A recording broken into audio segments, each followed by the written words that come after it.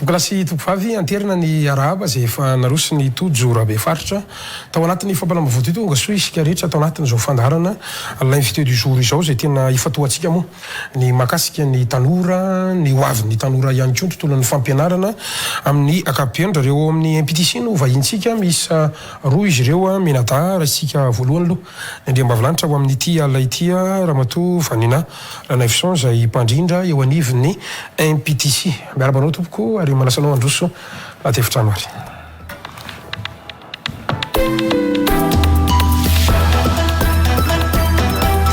miarabanao tompoko soranao nanaiky nasainy fandarana ho amin'ny ity alty miarabany gasikara dia faly miarabantsika rehetra ny tokantrano ihany koa vahintsika faharoa amin'izao aly zao andriamatoa Ariela Rambelson zay mpampianatra teny anglisy eo anivon'ny impétition miarabanao ihany koa ary manasanao androso atefitrano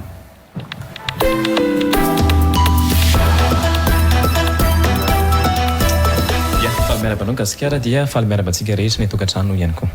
mankasitraka indrindra ary koa satria mampampianatra teny anglisy aloha asina fiarabana kely amin'ny teny anglisy ngamba mba ho hitany any tokantrano Ariela raha okay, so good evening everybody.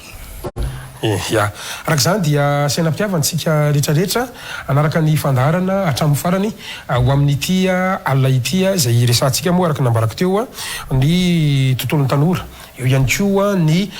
hoavin'ny tanora raha miresaka impétition tsika dia nasaina manokana mihitsy nareo zany hiresaka satria zany fantatsika moa fa vao mivaly voaingana ny baccalauréat maro ireo tanora zay eo mpisafidianana tsara hoe inona ny toy an'ny fianarana anao ahoana ihany koa no mety ho toy an'ny fiainana satria raha miresaka impétition tsika dia tonga hatramin'ny ataontsika hoe fandefasana ankizy any ampitan-dranomasina fampandraisana anjara an'ireo zanakitsika izay hiatrika an'iren'le baka na examen international ireny fa eo ihany koa zany ny tontolon'ny université dia ny impétition université zany resantsika daholo zany rehetrarehetra zany fa ity ampendohana aloha tsara ihany maritatsika kely ngamba aloha ny impétition zay fantatritsika fa hivitoerana sady fanofanana ny fampianarana ary fampianarana ambony ihany koa amin'ny ankapobeny ny Vanina Ranavison raha ohatra ka azontsika fitinina fo ngambany izay totsika hoe groupe mihitsy impétition amin'ny ankapobeny zay tompoko ny impétition moa zany dia sekoly fanofanana fampianarana ny teny vahiny voalohany indrindra dia misy ny teny anglisy teny frantsay ny teny sinoa ary ihany koa ny malagasy natokana ho an'ireo teratany vahiny akoatran'izay dia manofana ihany koa ny impétition ny taranja informatique dia araka ny lazan'ny gasikara teo moa dia manana ihany koa ny impétition examen internationaux maromaro zany zay azon'ny mpianatra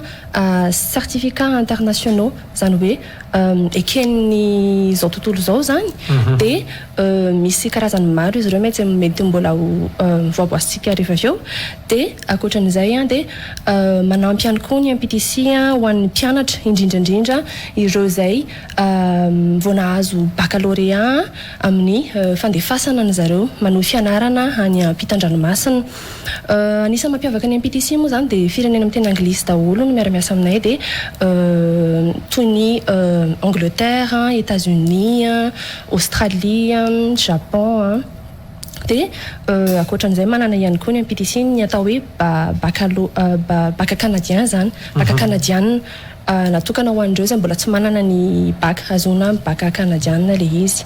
dia izay raha fitinitsika ny zavatra misy atao amin'ny impétition sanazany zay nefa tonga dia tsifitsika ity ampendohana aloha Ariela nataontsika hoe impétition faramafisana zay any Vanina zany aiza ny toerana manahoana sy manahoana no mety fandraisana andreo ankizy ao anatin'izay ataontsika hoe teny fampidiran'izay hatrany ye misy ny impétition aloha voalohany indrindra misy anay ny Antananandro ny akaiky ny FJK Mandravoangy fivavahana eny eo amin'ny misy ohatrany 3 chemin zay izy dia somary mijery ankely ambony nareo dia mahita plaque hoe impétition tsy dia tena sarotra hita ny anankiray indray kosa eny amin'ny le avaty ambany dia ndray le avary akaiky ny nanankiray ohatry ny midina any tena mbola lavitra be fa nanankiray ohatry ny midina makany Andravoangy dia nanankiray ohatry ny makaty amin'ny banque makaty amin'ny Rasalama dia eo amin'le intersection eo mihitsy eo mihitsy zany no mijanona dia somary miandrandra kely dia mahita an'izay plaque impétition izay nanankiray eny Andranomena aloha kely ny farany 194 tsy ary ambony matetika ny olona mantsy very ary amin'ny digindray izy mandeha any akaiky ny ambassade ny États-Unis fa aty ambany lalan'ny bus 194 aty dia juste miembotra kely fotsiny ianao dia mahita vavahady grena angezabe bâtiment gris misy soratra koa MPTC. Mampianatra zay ny zandry indrindra telo taona. Mampianatra ka hatramin'ny lehibe indrindra, manao fampiofanana koa zay ho an'ny orinasa, ho an'ny particulier, manao cours en ligne koa MPTC izay tena anisan'ny mampiavaka anay. Na atao koa raha hoe any faritany na any ampitan-dranomasina be dia be ny mianatra amin'ny MPTC manova an'izany fahalalana an'izany, tsy voatery teny anglisy fa na teny frantsay, teny malagasy ho an'ny teratany vahiny be dia be manantona any MPTC zany. Ka oraisika reo amin'izay le hoe safidy ampianatra ny fiteny vahiny ho an'ny zanaky ny malagasy ny MPTC ary ela ny teny anglisy aloha zay azo everitsika fa anisan'ny teny saika be mpampiasa indrindra maneran-tany mihitsy ary ny tontolo ny atao hoe fandrarana maneran-tany aza dia saika mifantoka amin'izay teny anglisy zay eny fa na ny sinoa zay everitsika fa larana voalohany amin'izay tontolon'ny toe-karenina sy ny business zay ary dia mampiasa ny teny anglisy. Ilay safidy fa eo ihany koa ny teny sinoa sy ny teny malagasy zany ampianarinareo zany ty an-tany hoe inona no mety anton'izay ary sarotra kokoa ve ny mampianatra teny vahiny amin'ny malagasy, manahoana zany fandraisanareo aloha azay malagasy liana ve izy amin'ity resaka teny vahiny ity sa somary sarosarotra ihany ho atsika eto amin'ny tanàna aloha. Ny fampianarana teny vahiny zany ataontsika hoe généraliser-tsika zany izy satria tsy teny anglisy ihany no ampianarina eto fa zany hoe mpampianatra teny anglisy tonga eto dia mety hoe somary orienté kely makany ngamba le izy.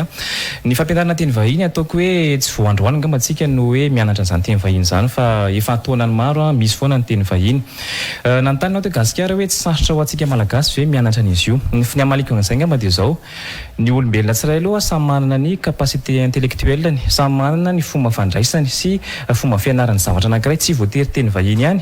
fa na amin'ny zavatra rehetrarehetra ary fa zany hoe teny vahiny resahantsika eto. Azavaiko amin'ny fomba tsotsotra angamba izay mahafahantsika mahatakatra anazy. Raha amiko manokana fomba fandinihako azy dia ataoko hoe mizara anankitelo eo ny olona mianatra zavatra anankiray. Teny vahiny ohatra ataoko hoe teny anglisy zany. Ny karazan'olona voalohany misy le mpianatra ataoko hoe voazavaina ao an'iny zavatra iny izy androany dia tonga dia tadidiny iny. Zany hoe tsy mila verimberina aminy fa tonga dia mikapta ny sainy dia tonga dia mipratika avy hatrany izy. Ny karazan'olona faharoa somary verimberina matetitetika am'le izy, zay vao tena tafalatsaka ao anatiny, zany hoe somary mila exercice pratique sy répétition, zay vao tena ainy zany mampiasa an'le fiteny. Ny karazan'olona fahatelo tena hoe na manao effort taknina arany izy nitanjony olona matsiny raha te hianatra izy zavatra anankiray dia tena hoe aty amin'ny autopatie, zay le hoe tongava amin'ny tanjona ambonimbony. Fa raha ataoko hoe aty ny zavatra kendreny le karazan'olona fahatelo io mety hoe plafonna eto izy satria efa zay mihitsy ny zakany sainsy natokana ho azy ohatra, fa zany hoe te hianatra an'le teny vahiny izy dia MPTC moa zany tsy misalasala fa miezaka mamantatra ny besoin ny olona sy ny client foana hoe inona ny tena olan'ity zaza ty na inona ny tena olan'ity olon-dehibe ty ohatra, satria samy manana ny fomba fandraisany azy izy ireo. Ny fampiarahana sy ny hoe fandrindrana miaraka amin'ireo olona ireo raha ho an'ny particulier manko mety sy hampanina ihany amin'izay hoe samy manana ny niveau sy ny capacité intellectuelle an'izay, fa raha ohatra ka hoe miaraka amina klasy anankiray efitrano anankiray ireo tsisy karazany sarotra ve satria mitanjony olona rehefa miala ao aminareo tokony mahay izy ka ahoana fandrindrana an'izay hoe ato somary sarosarotra kokoa ato mora mahazo misy teknika manokana ve mety mampiavaka ny MPTC zany amin'ny fandrindrana an'izany zavatra zany? Tsy misy olana ka satria MPTC dia miezaka ny alaka ny teneniko teo moa zany dia mitena hoe mamantatra ny besoin le mpianatra. Izahay amin'ny MPTC miezaka manome fampianarana matianina ary koa fampianarana feno ho an'ny mpianatra zany. Dia ny fampianarana teny anglisy ohatra raisiko ohatra satria za moa zany mpampianatra an'izay tonga eto ny mpampianatra amin'ny MPTC dia efa ataontsika hoe tsara ofana satria izahay manana fiaraha-miasa amin'ny firenena teny anglisy dia izy ireo mihitsy ny tonga aty amin'ny MPTC manome fiofanana mivantana, misy fotoana izy io en ligne dia efa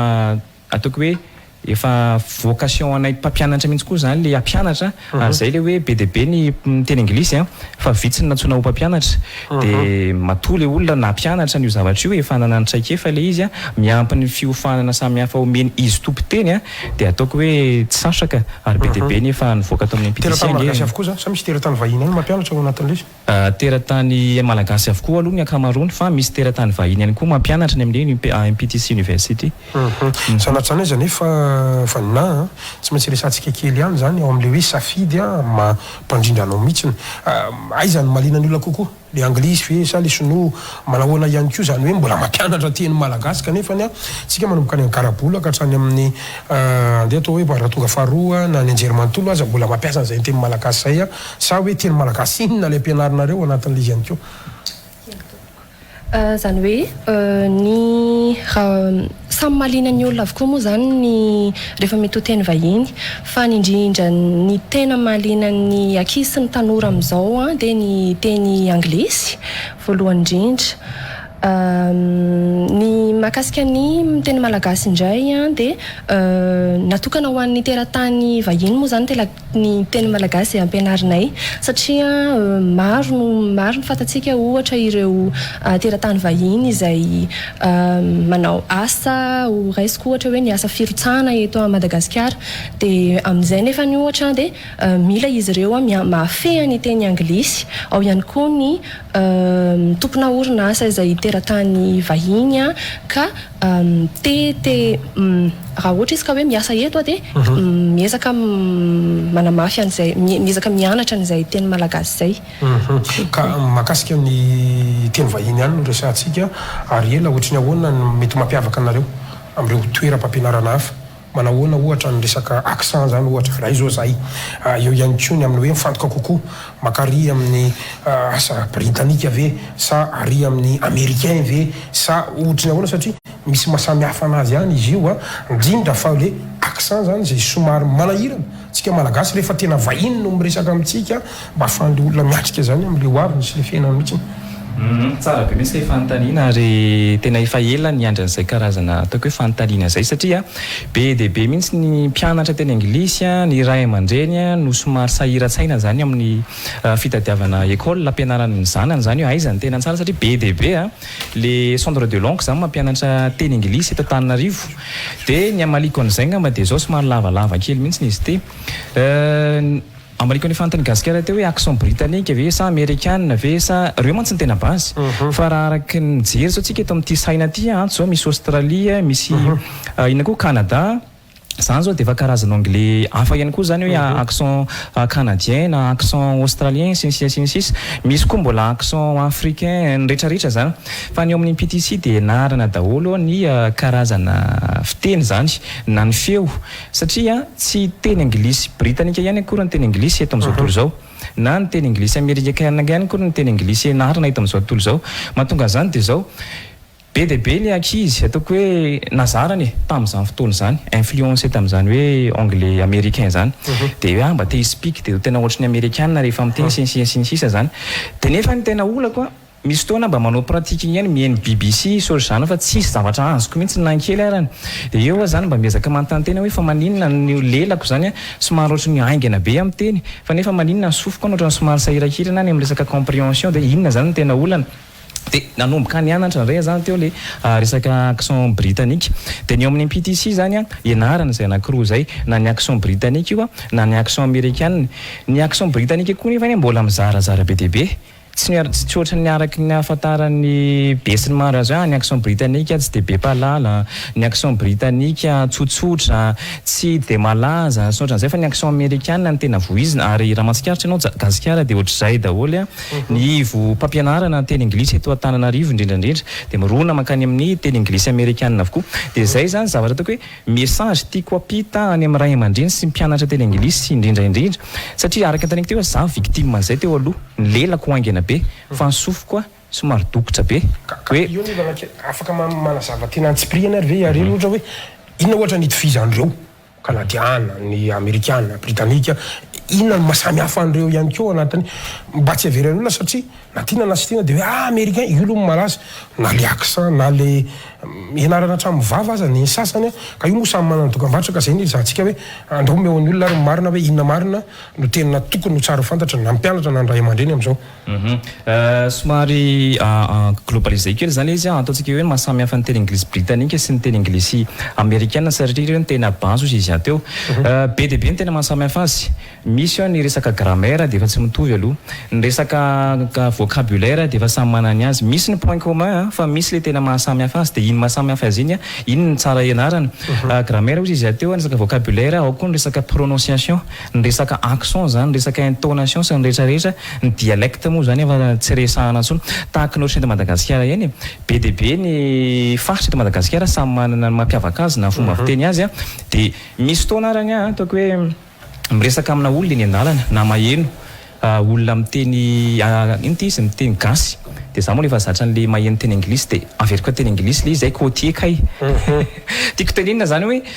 ny teny anglisy mizarazara be dia be tena hoe vaky be zany io accent io ary tena mila ianarana tsy voafeha ao anatin'ny fotoana vitsy ka hoe 2 volana na 3 volana na 4 volana izy io lasa ataontsika ohatry ny kinangana kilalao le fampianarana fa fianarana foana ny fiainana fianarana foana ny mianatra teny vahiny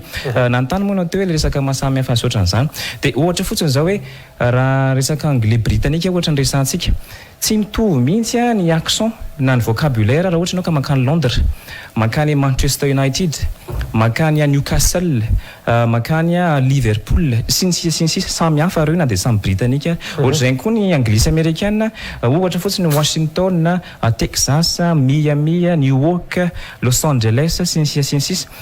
ka hoe amin'ny fomba ahoana no mahafahantsika hoe mahafehy an'ilay teny anglisy zany ao anatin'ny tokoe fotoana vitsy ny lelanao mety ataontsika hoe mahay zavatra par cœur fa ny sofinao araka ny teneniko teo tsy ho folaka vetivety ao anatin'ny iny ty izy 3 volana na 4 volana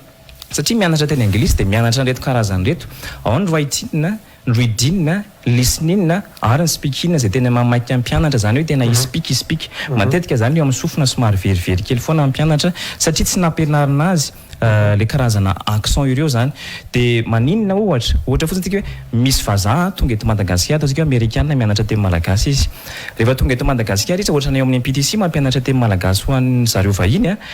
ampahafantarina tsara mihitsy hoe misy karazana ohatra zao ny fomba fiteny eto Madagasikara inona amareo le zavatra tianao ianarana ohatra tsy haiko fiteny Betsileo ve sa fiteny Atandroy ve fa tsy mitovy reo za malagasy arany zay faritra zay dia ampianarinareo daholo hatramin'ny Atandroy manana spécialiste ny amin'izay MPTC dia arak'izay teneniko zay hoe za raha malagasy miresaka amin'ireny karazana olona any amin'ny faritra ireny tsy micomprendre vao mainka efa hoe teny vahiny tena sarotra satria ny eritreretin'ny olona mantsy dia le hoe vava fotsiny no ianarana zany hoe mianatra amin'ny speak dia mianatra amin'ny teny aingana be dia manatelitela dia repeat after misy ny karazany fa eo amin'ilay sofina tsy folaka dia zay zany zavatra tiako marina kely ety amin'ny zay hoe fanazavana ny tena mahasamihafa zay fa misy zavatra nomano kely ihany koa io tsy fantatro gasikara afaka asehoantsika amin'ny écran ve ireo zao misy aty amin'ny lafiny ankavia zao miresakitsika ny vocabulaire britannique ny akavanana ny vocabulaire américaine voalohany zao ohatry hoe lavatrui zay zao fomba fiteniny zareo britannique ny cabinet zany na WC afaka amin'tegny koa tsika hoe toilette ny américaine restroom dia mahazatra ny olona zao restroom foana na toilette foana zany hoe le standard word zany fa raha ataoko hoe miresaka amina vahiny ianao ka manontany izy ohatrany hoe my use lavatory please dia mety very le olona inona zany lavatory zany fa le toilette ny mahazatra ny sofiny ohatra zay koa manaraka ravishing ilazana hoe beautiful ataoko hoe misy olona zany mandoka anao ka amin'ny teny izy you're ravishing today with a dress dia mety tsy hitan'le olona zay avaly satria le beautiful sprety ihany mahazatra ny sofiny ohatra manaraka ohatra hoe rubber zany zao gomme antikan'izany amin'izareo britannique raha ohatra zany ka ataoko hoe mahay teny anglisy britannique be ka olona américaine miresaka amiko eto dia hoe esaka zany hoe ampiasa ny teny anglisy britannique ko amin'ilay olona mety zavatra hafa ny andraisana an'iny dikan'izany rubber zany amin'izareo américaine préservatif mety mihezana ianao amin'izany na mety tsy haiko mety voaopa na tena ohatrany manadroadro anazy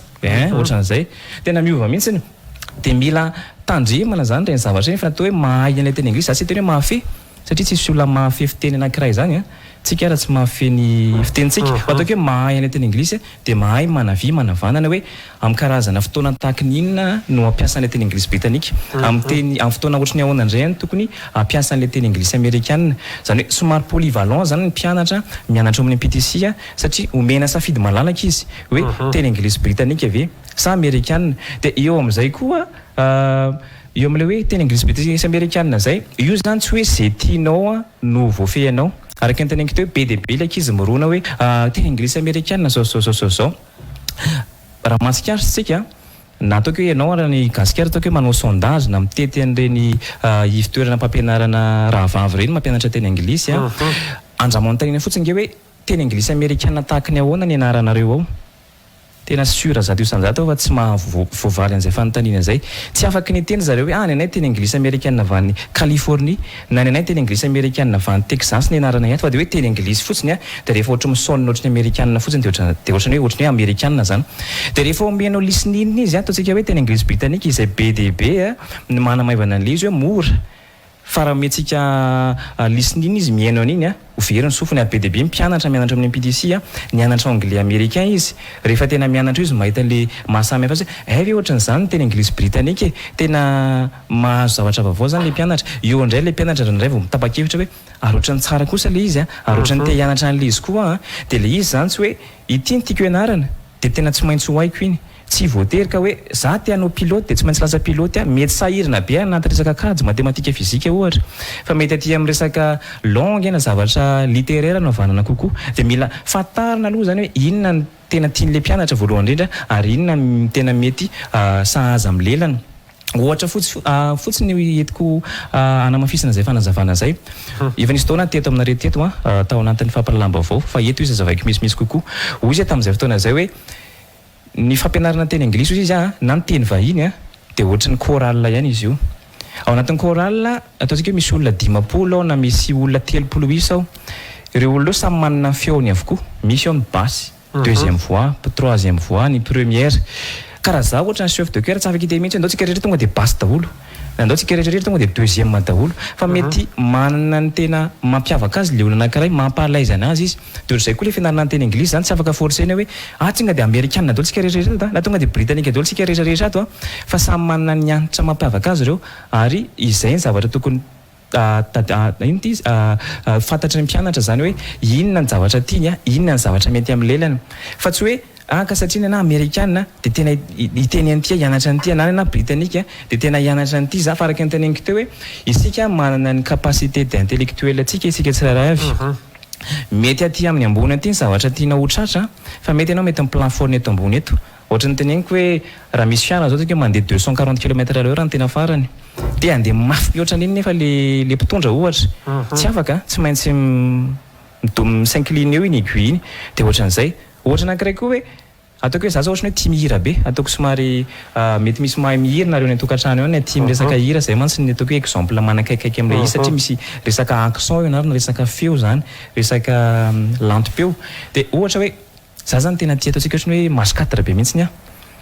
de tianako picoler be marche 4 sisa ohatra ny parole ny hira marche 4 mety laniko tsenjery ny fiatsy mety ho haiko fa ny timbre vocal marche 4 mety tsy hitovy amin'ny timbre vocal mihitsiny tena samy hafa be ny ana mety cover hafa kokoa mety anaovako anazy ohatra de ohatr'izay ihany koa le teny anglisy le izy zany tsy afaka tena hoe dressentsika manta be fotsiny américaine zato isanjato na british zato isanjato fa tsy mitovy ny lelantsika mpianatra samy manana ny azy sika de izay no antony ampianaran'le karazana fiteny zany ao amin'ny MPTC ahafahan'le mpianatra hoe mahita hoe aiza ny tena metimety aminy satria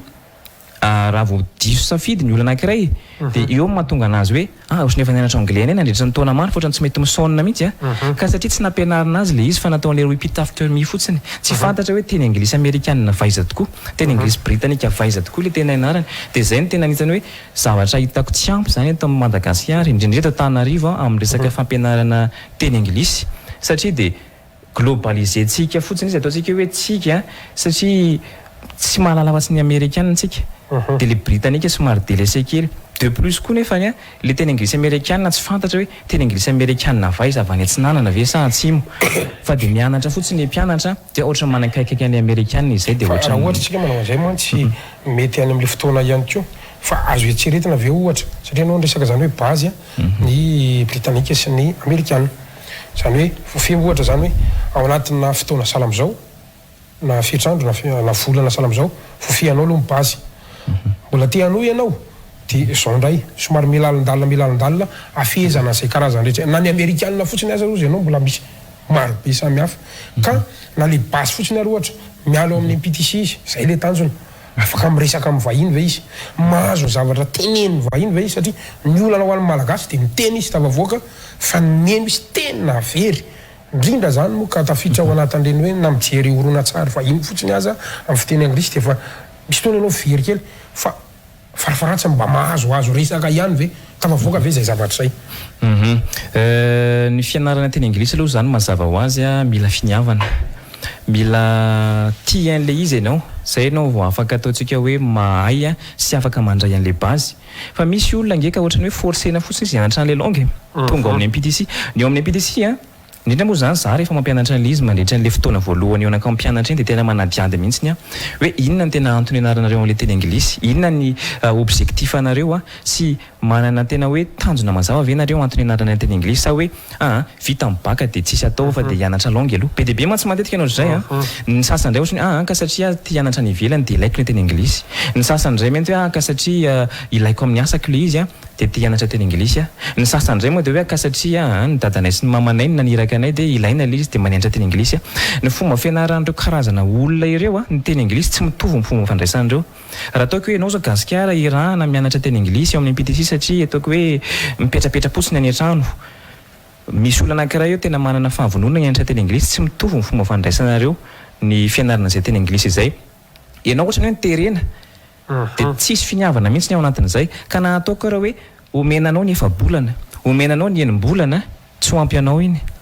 satria tsy vokatry ny fonao nandehanana tao amin'le école anankiray hianatra an'le teny vahiny. Ohatran'izay koa le hoe ankizy ataontsika hoe navita baka izy ohatra zao dia hoe hianatra teny anglisy a dia hianatra anao an'izao koa satria hiandry ny rentrée universitaire aloha ohatra. Be dia be nohatry zany. Dia za anisany a MPTC moa zany sarotiny amin'izay zavatra zay satria fantatry hoe vao tonga zao ny rentrée universitaire dia hiala io ankizy io. Tsy resaka faly izahay hoe mandray mpianatra, misy mpianatra mianatra amin'ny MPTC fa lasa ohatrany kinanga le fianarana an'le izy zany hoe zay olona rehetrarehetra tia hianatra ny langue zany tsy dia misy antony dia tia hianatra an'le izy fotsiny dia lasa vita le fianarana amin'ny MPTC ohatra dia avy eo indray izy mety mitady école hafa indray. Misy fotoana manontany an'izany ohatrany hoe misy ankizy zao navita fianarana tany amin'ny école anankiray dia anontaniako izy hoe dia inona indray zany mahatonga anao tia hianatra anglisy aty amin'ny MPTC dia manazava ny antony eo izy akatria zao anontaniako indray izy hoe vita zany MPTC dia hoaiza indray ianao. Tiako tenena zany hoe sy ny fandehandehanantsika mitety école na ny durée an'le izy eo anatin'ny 3 volana na 4 bolana ny tena ahaizana an'le teny anglisy fa le finiavana aloha voalohany indrindra. Ka na ataoko raha hoe tsara be takininina le école na tsara ofana ohatrany ahoana izahay mpampianatra fa tsisy finiavana mihitsy eo amin'ilay mpianatra dia izay no teneniko hoe tsy misy vokany. Dia miankina amin'ny tsara ihany koa zany tena fianarana an'le teny anglisy amin'izay fotoana izay. Vanina raha miresaka tsika ny atao hoe fitoerana mpampianarana teny vahiny ohatry ny tony akoatra ny fahaizana dia mamaky an'ny olona dia ny atao hoe certificat, mamaky an'ny olona dia ny hoe diplôme, mamaky an'ny olona dia ny hoe taratasy mety ahafahako miatrika manirantany mihitsy, manirana nosy mihitsy ho an'ny MPTC manokana manahoana zay sa hoe mianona fotsiny amina ataontsika hoe rehefa mahay le mpianatra zay ny zava-dehibe sa azo ny ampiasaina amina sehatra azo, azo ny ampiasaina amina fifaninanana maro samihafa ary misy mihitsy aza fidirana amina orinasa dia mitaky an'ireny certificat reny. Ka raha miresaka certificat tsika tsy lay imprimé ny ery amin'ny cybercafé sy multiservice fa hoe lanjany agrément iken'ny sehatra hafahafa ny nareo manao ahoana tompoko. Tiako tsindrina kely aty am-piandohana ny anisan'ny anankiray mampiavaka ny MPTC dia izahay dia manaraka ny fenitra iraisam-pirenena zany hoe ny fampianarana. Ao anatin'izay fanarahana ny fenitra iraisam-pirenena zay dia raha voalohany aloha raisiko ho an'ny mpianatry ny MPTC manokana dia misy manaraka ny CEFR moa zany ny atsotsika anazy ny cadre européen de référence ny niveau zany hoe niveau amin'ny MPTC dia mizara anakenina mazava tsara manomboka amin'ny niveau A1, A2, B1, B2, C1, C2 ireo zany niveau misy ho an'ny mpianatra. Dia ny anankiray tena mampiavaka ny MPTC zany dia ny mpianatra ao amin'ny MPTC raha mahafeno ny fepetra dia isaky ny mavita ny niveau anankiray dia afaka manatanteraka manao an'io examen international io izay azona certificat international mifanaraka amin'ilay niveau-any. Ao anatin'izay ohatra dia misy ny examen international ataontsika hoe language cert international ESOL izay afaka jerentsika amin'ny tsy eto fahita lavitra ny ny karazana certificat zay délivrenay misy ihany koa ny Pearson Test of English na ny PTE ireny koa dia anisan'ny ny examen international hita ao amin'ny MPTC. Misy ihany koa araka ny lazain'ny gasikara teo dia misy ny natokana ho an'ny zay olona efa miasa na société moa zany tiana izy io fa ny anglais des affaires na ohatranao koa raha gasikara ka te haka an'izany certificat international en journalisme zany dia afaka manatateraka izany tsara ianao azona certificat international ao amin'ny MPTC afaka mamatsara zay ihany tompoko dia misy ihany koa moa zany ny karazany ohatra ny aviation English ho an'ny pilote ohatra misy ihany koa ny banking English ho an'ny mpiasan'ny banque ohatra afaka atao amin'ny MPTC daholo dia farany misy ny ataontsika hoe examen CELT UKVI zany hoe fanadinana izy io zay ankatoavin'ny firenena britanika moa zany ho an'ireo olona izay mikasa no fianarana aloha voalohany indrindra any Angleterre misy ihany koa natokana ho an'ireo izay hiasa any Angleterre ihany koa na hifindra monina any Angleterre dia misy moa ny karazany anankiroa izy io misy ny language cert CELT UKVI ary ny PSI skills for English zay zany ny karazana examen international zay azona certificat international agréé internationalement mihitsy ny certificat international zay délivren'ny MPTC azony ivanina somary azavaina kely tsirairay mihitsy ny ve satria tsika zany zao raha ohatra ka hoe akoatra mianatra tiany anglisy dia macertificat fa ho an'ireo hiditra ao anatin'ny business ny fandarana ny afera sy ny efa miasa ohatra ny tenanay zany zao ohatra ny ahoana ihany koa ny tokony atao sady hoe tonga any dia mio certificat dia mandao vola dia izay sa misy fipetra takina misy lalana tsy maintsy lalovana misy karazana examen kely na tsy fantatro ao anatin'ilay izy antsiprian kely nga mandraha ohatra ka mety anisan'ny mampiavaka ny MPTC ihany koa moa zany dia ny fisian'ny test de niveau na ny fitsapam-pahaizana alohan'ny idirana ao amin'ny MPTC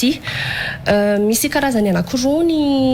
olona mianatra ao amin'ny MPTC raha hoe amin'ny sehatra izay business izay dia misy aloha ny voalohany indrindra dia ireo olona mianatra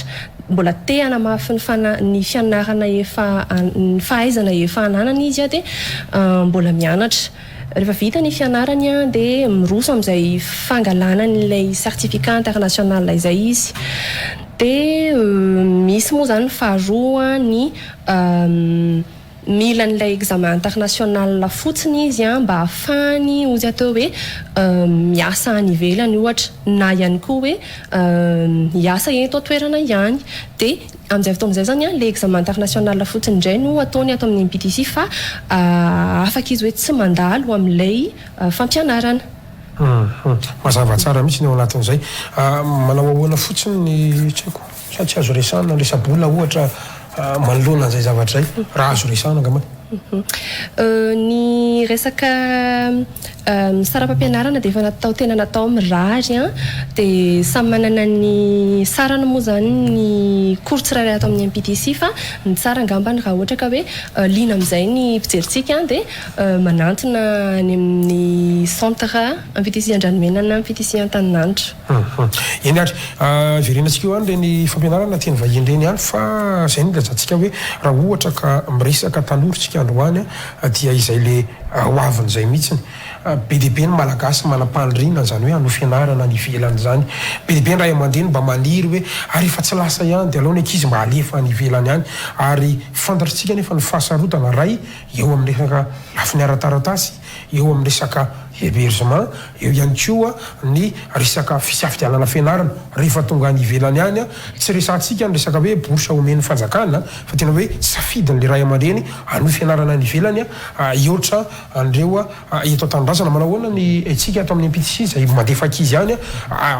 aizavy le firenena ohatra ny efa andresany vanina kely ihany izy teo fa avirina kely ngamany ohatra ny ahoana ny procédure sy ny mampiavaka anareo ihany koa amin'izay hoe fanamorana andreo malagasy ireo ie ankoatra ny ma centre de langue ny MPTC moa zany araky ny atsiditsika teny am-piandohana teo dia agence ihany koa MPTC mandefa mpianatra manohy fianarana ny ivelany mariako aloha zany fa le izy tsy bourse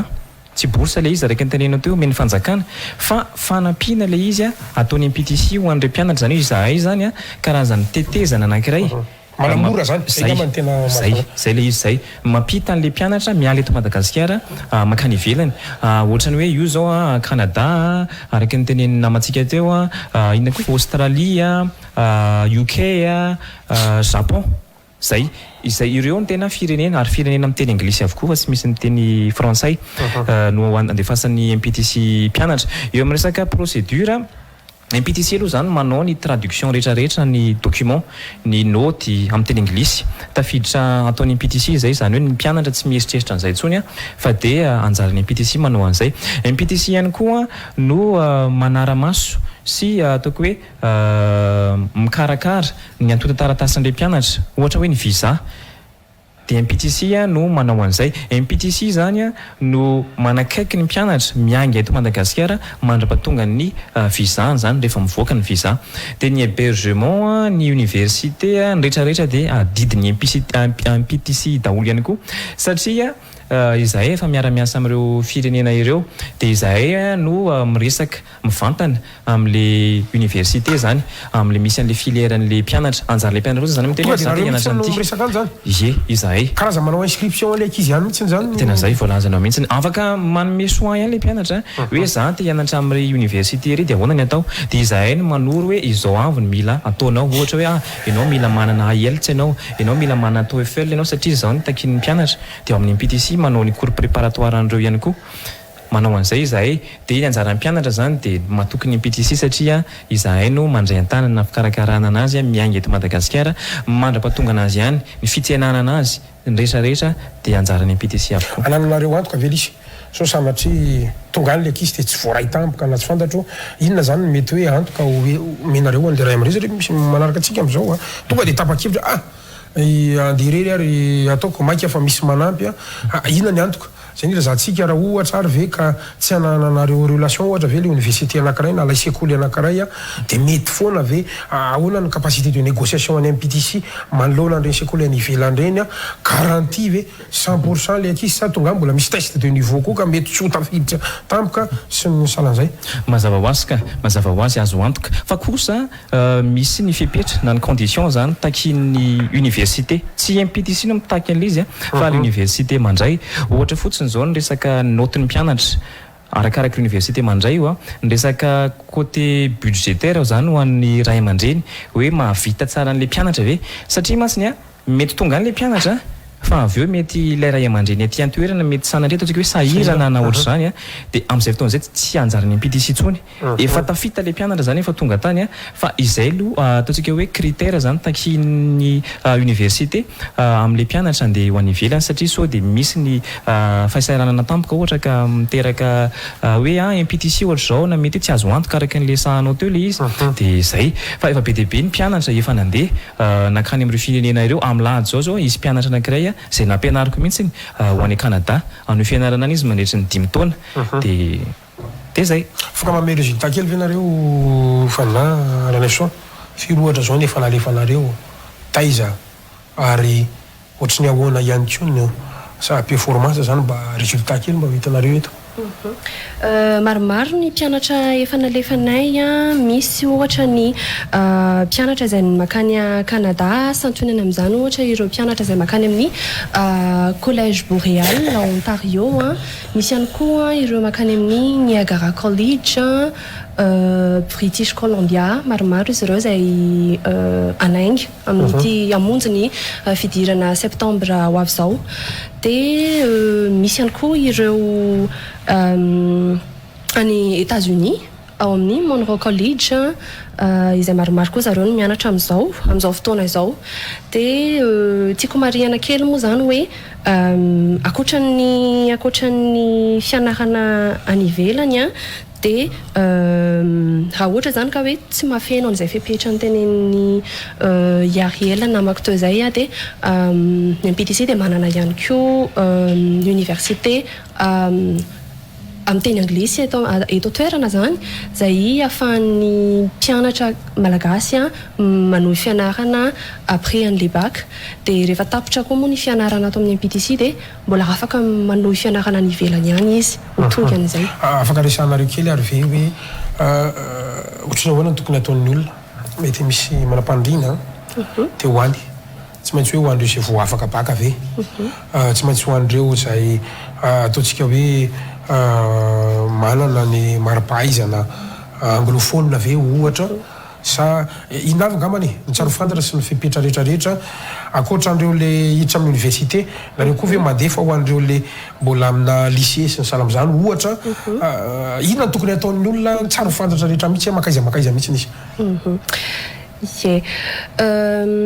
Ny MPTC moa dia araky ny nambarany ariala teo hoe pont tetezana anankiray mampifandray ny mpianatra sy ny université dia ao anatin'izay fikarakarana ny mpianatra izay ny MPTC dia mila aloha voalohany indrindra fahavononana ilay mpianatra ao anatin'izay mila fanomanana ihany koa ny fianarana any ivelany ary tena mila fiomanana eo amin'ny herintaona eo mihitsy satria dia mila ny fiomanana ara-bola antsika aloha voalohany indrindra ary ny fiomanana ara-akademika zany hoe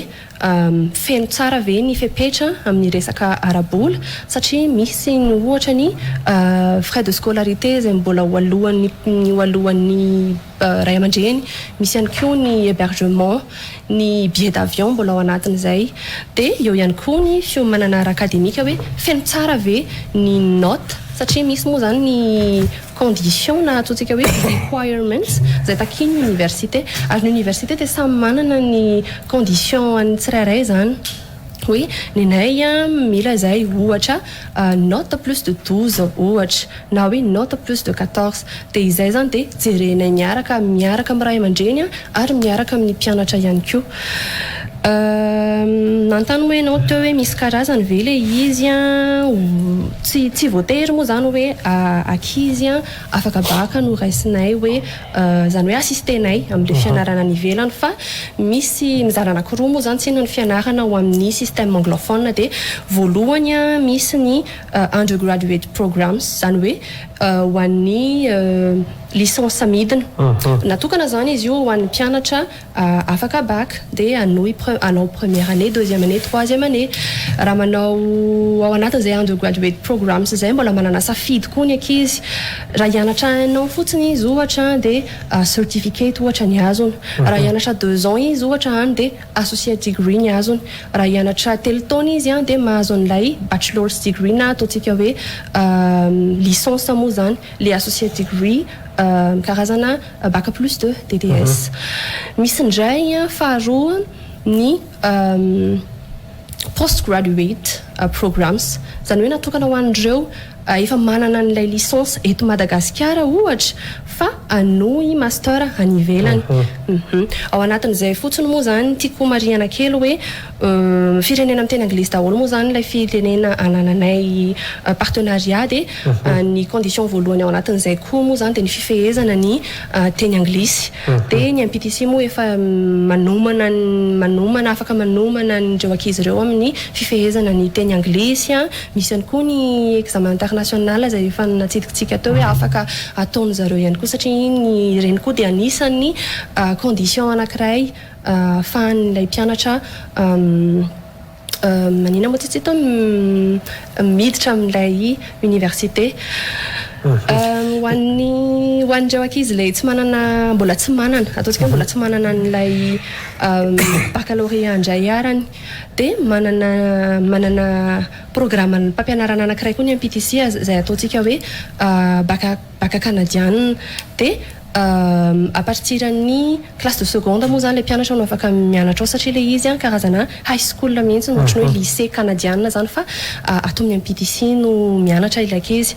zay anankiray zay koa dia programme afaka arahany zareo tsara satria rehefa tapitra io fampianarana io dia afaka manohy fianarana any amin'ny firenena miteny anglisy ilay mpianatra afaka izy moa zany tonga dia mahazo ohatra hoe pré-admission amina université canadienne afaka koa izy mandeha any États-Unis, Angleterre dia izay ihany koa zany tsy diso anjara zany na ho an'ireo izay mbola tsy manana ny baccalauréat zany.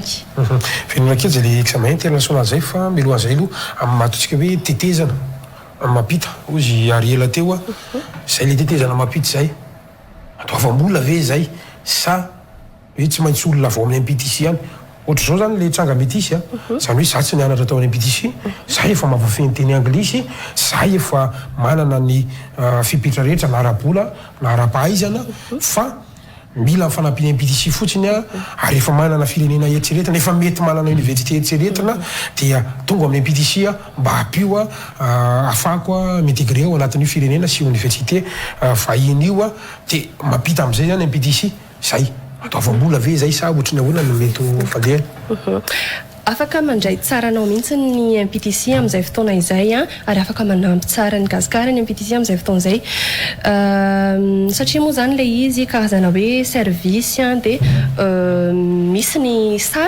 sarany kely moa zany ao anatin'izay fa ny mpianatra ny MPTC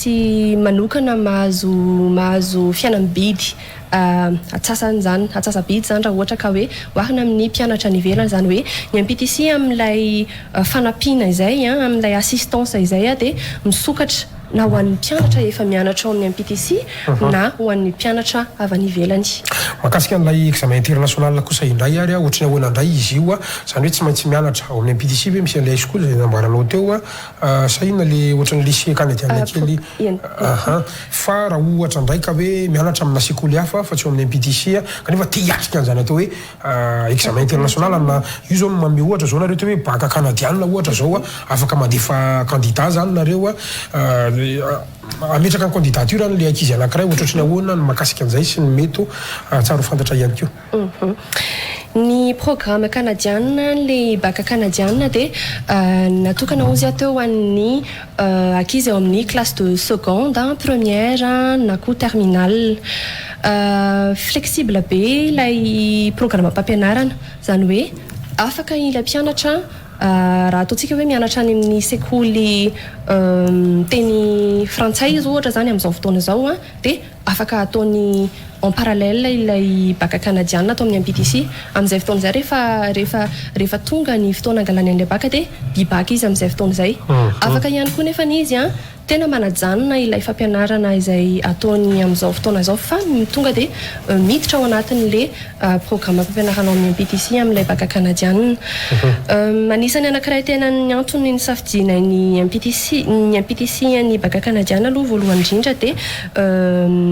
tsy mbola misy manao izy io ato Madagasikara ary ny MPTC Rériany no manome izany fampianarana azona bac canadienne zany ary ny bac canadienne dia anisan'ny bac tsara indrindra maneran-tany dia amin'ny teny anglisy randray moa ny fampianarana zany hoe efa misy ny mpampianatra matianina manana mpampianatra anankiroa zany mpianatra amin'izay fotoana izay voalohany indrindra aloha ny manana mpampianatra izy canadienne dia misy ihany koa mpampianatra malagasy manaraka anazy ao anatin'ilay fiofanana. Mazava tsara mihitsy n'izay io moa tsy mifidy taona sy ny salam zany fa dia tena hoe malalaka ohatrany bac aty amintsika ihany ohatrany bac aty amintsika ihany dia mahazo ihany koa an'izay mampaisana sy ny an'izay zany hoe tsy mila makany le olona fa eto ihany izy hoe miarika ny examen sa ohatrany ahoana ny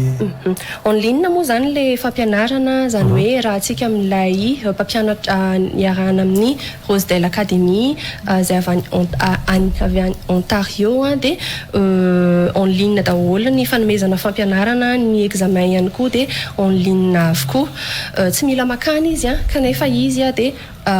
manana zo mitovy amin'ireo canadienne mianatra any Canada ihany zany mizoan'ilay mpianatra na dia nianatra teto ary izy na gasy izy na frantsay na ninina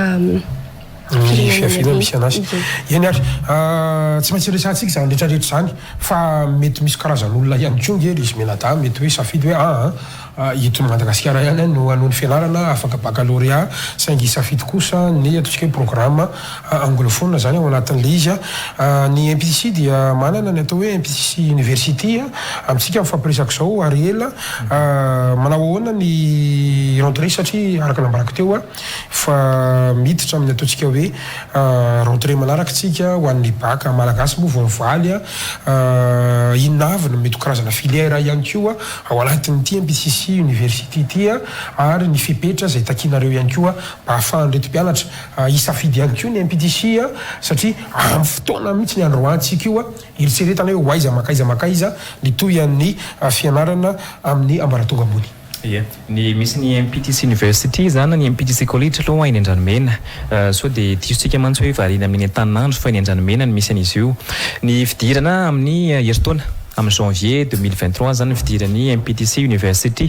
ny filière hita ao anatin'izay MPTC University na MPTC College zay misy ao amin'ny resaka business administration zany amin'ny resaka fandraharana misy koa amin'ny resaka fampianarana resaka translation zany ho anareo zay maniry ny te andika teny ka teo matianina amin'izany dia afaka miditra ao amin'ny MPTC University nareo ary ny farany dia ny resaka fizahantany na ny tourism dia afaka mandray anjara amin'izany avokoa isika amin'izay mapety azy ny fipetra fotsiny angambany dia mila manana bac aloha zany voalohany indrindra le mpianatra ninona bac nananao zany na bac malagasy io na inona dia mety manarak'izay ihany koa dia mila manana ianao ny niveau d'anglais C1 minimum zany hoe tsy izay rehetra na vita anglais zany nataoko hoe teny amin'ny sisiny no afaka miditra amin'ny MPTC University efa misy foana amin'ny test de niveau ary matetika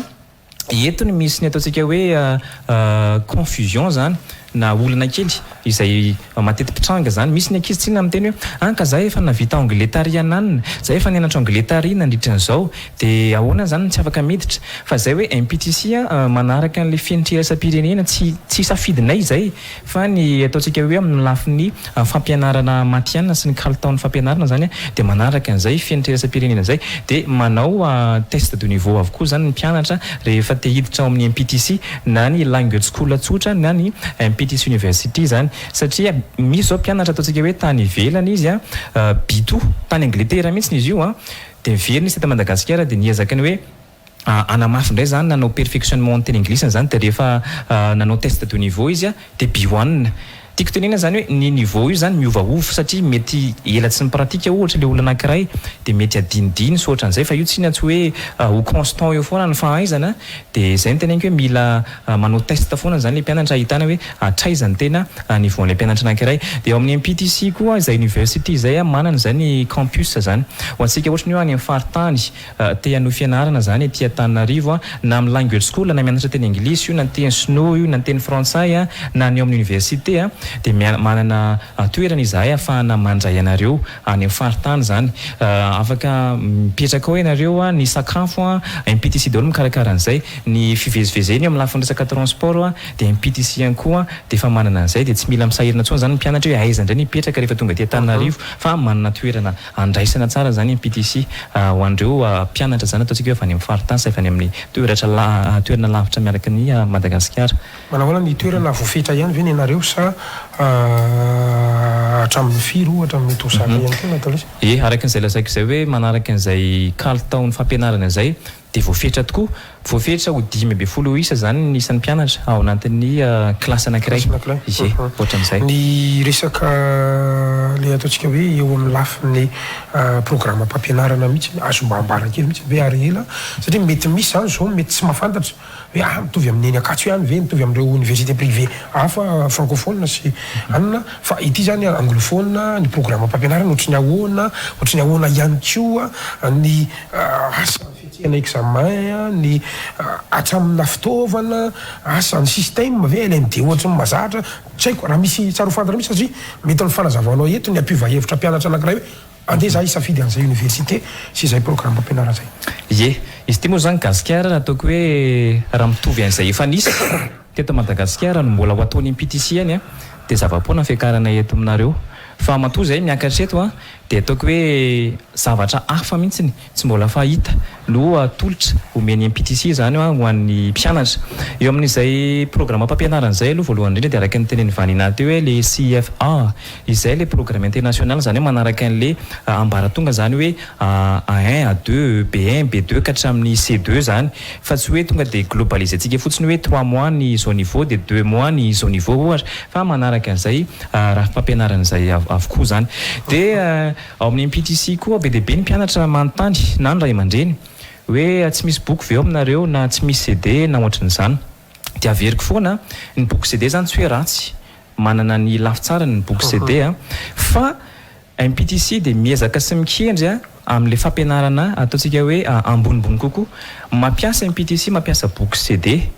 mandanga kosa raha ohatra ka hoe zavatra tsy misy no omena mpianatra fa misy le izy fa avy any amin'ireo firenena izay namana ireo zany ireo no mamatsy any MPTC an'izay boky CD zay dia le boky ika farany ireny no omeny MPTC ny mpianatra zany ahafahan'izy ireo zany ataontsika hoe manao mise à jour ny fahalalany satria ny vocabulaire gasikara mitombo foana misy foana matono misy ohatrany hoe Larousse 2000 zao dia misy ny Larousse 2000 zao dikan'izay zany be dia be foana ny zavatra azo ianarana ao anatin'le fiteny anankiray dia zay zao dia efa anisany mampiavaka ny MPTC satria boky avy any ivelany mihitsiny izay alaina eny amin'ny douane no ampiasain'ny MPTC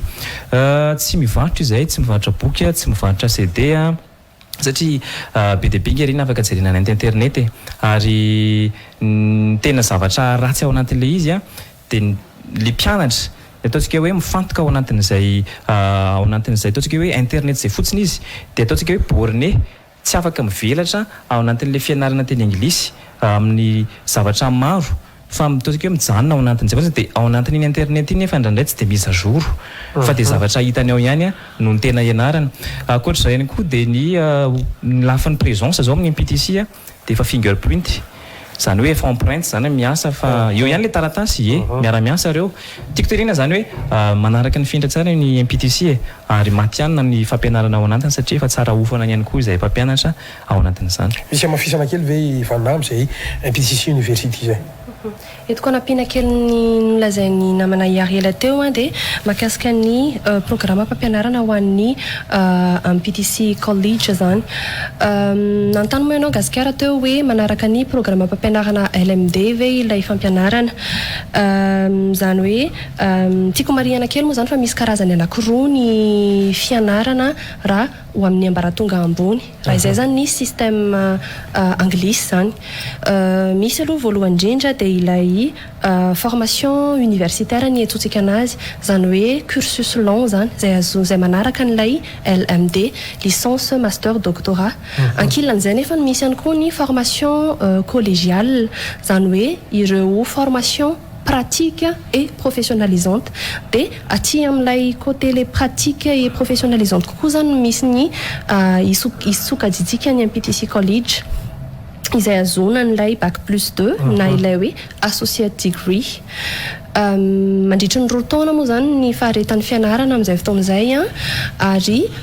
mahazo an'ilay diplôma io izy ilay associate degree io izay eken'ny firenena avy any ivelany ny associate degree izay délivrena avy amin'ny MPTC noho izany raha ohatra ka hoe mbola te anohy an'ilay fianarana ilakizy ao aorianan'ilay roa taona izay ataony ato amin'ny MPTC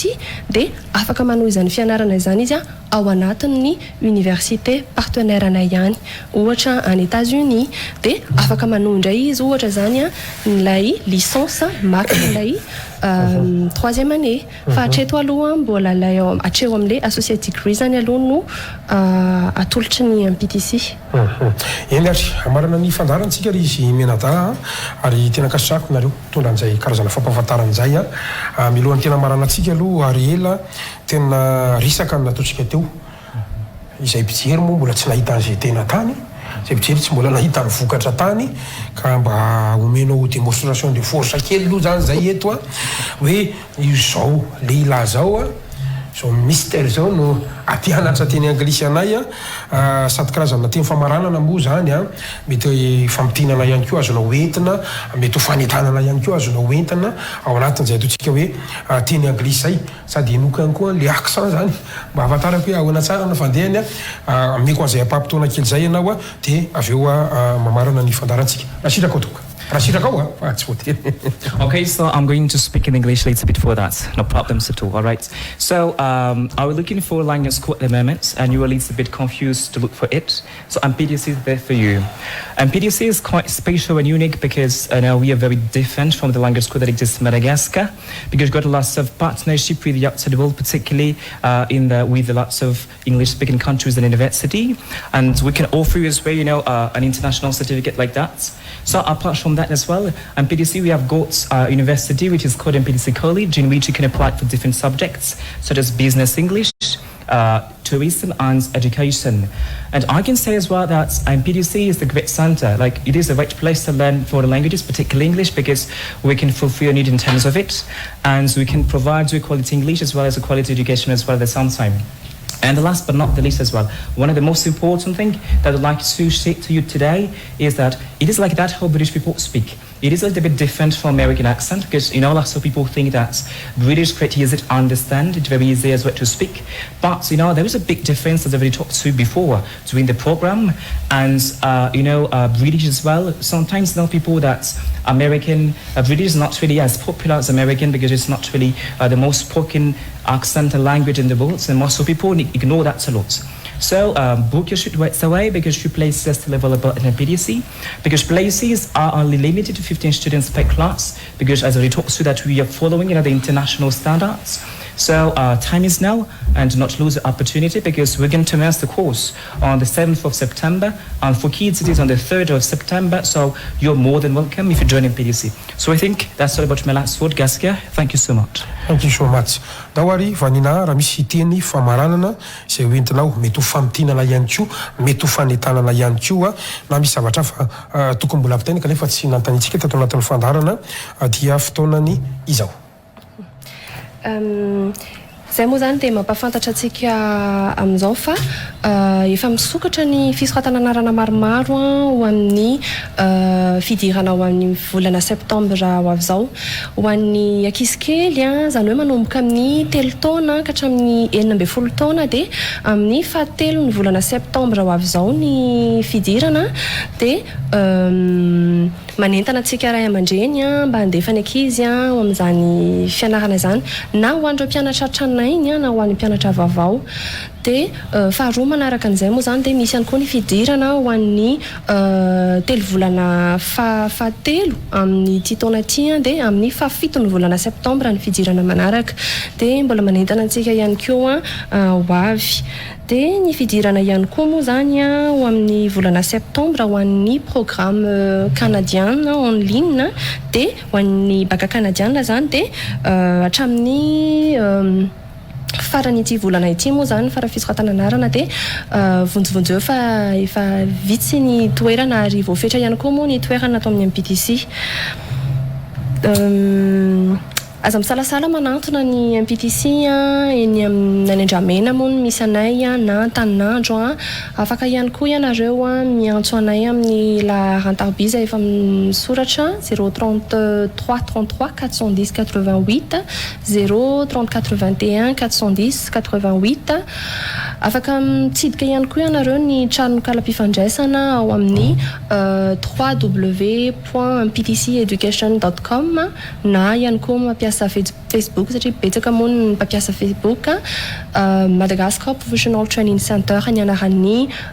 pagenay. Dia ny MPDC dia vonona hatrany ny hanome fampianarana matianina ho an'ny olona rehetra eto Madagasikara dia